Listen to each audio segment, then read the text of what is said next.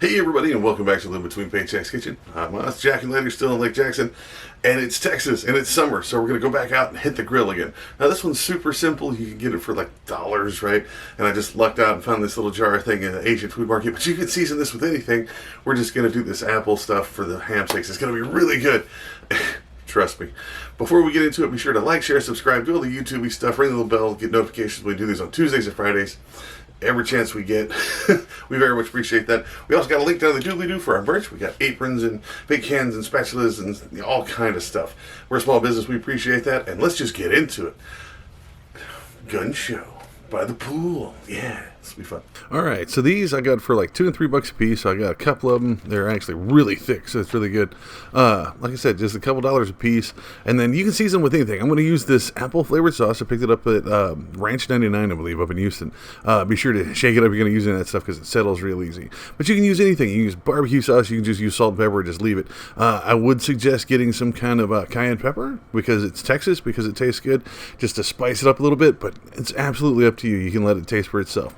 Now, once you get your grill, if you have one that has a temperature thing, you want to keep it about 200 to 300. If not, just keep an eye on it, right? I just turned it down to low. This is gas. If it's charcoal, you want to move it away from direct contact over there. Be sure to wipe it down, because especially if this is like a public thing, you don't know what they've cooked on there. The fire here cuts in the back, so I'm going to put it up in the front here. So I just go ahead and put these on here, and then I'm going to season them this way. You can season them without it, but I tend to lose a lot of it on plates and stuff, so I don't do that. So I'll just dribble this on. Now, if you have, like a knife would be work, but if you got one of these little brushes, like I got a little silicone brush, or you could use one of those gross cotton ones or whatever, just kind of smear this around. Now we're going to, every time I check it, I'm going to put it in here for about 20 minutes total. So I'm going to check it about every 5 minutes. And every time I do that, I'm going to put some more of that on there. So you season one side, flip it around, put it on the fire, and then season that top. Now see, I didn't wipe that one down enough, so that's not grill marks. That's just schmutz that was on the grill. So be careful with that, okay? I had the fire going, so it's dead cooked schmutz, but it's still schmutz, all right? So just get it, brush it around. Now, if you're going to use any kind of like sprinkle on stuff for like dry rubs or whatever, again, I would suggest putting it on as much as possible. Check it every 5 minutes. Keep it at about medium low. Now, like I said, the fire in this one sits towards the back mostly because of the breeze here next to the pool kind of pushes it back.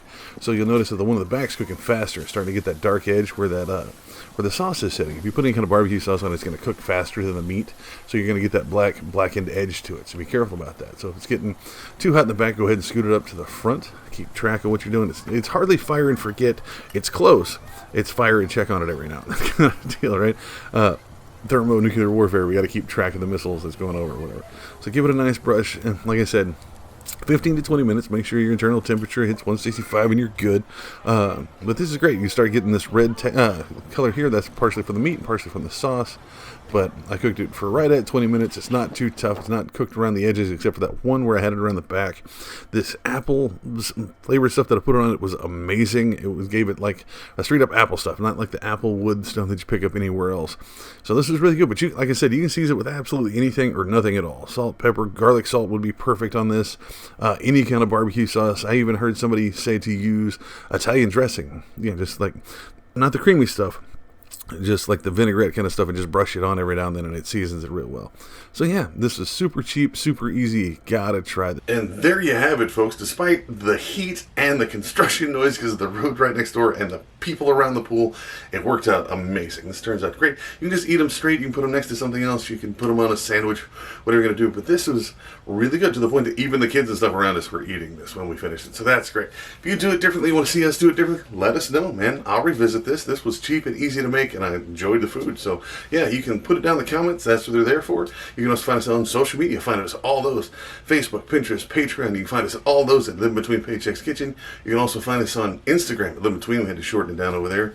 You can find me on all of those, including Twitter and TikTok, the old people stuff. Go to TikTok under my name, Osway Nerdy. Man, I do all kind of nerd stuff, but I do cooking stuff, some smaller cooking stuff over there. Just hit me up, let me know, and I will see you guys next time. Y'all be safe and try to stay in the shade, all right?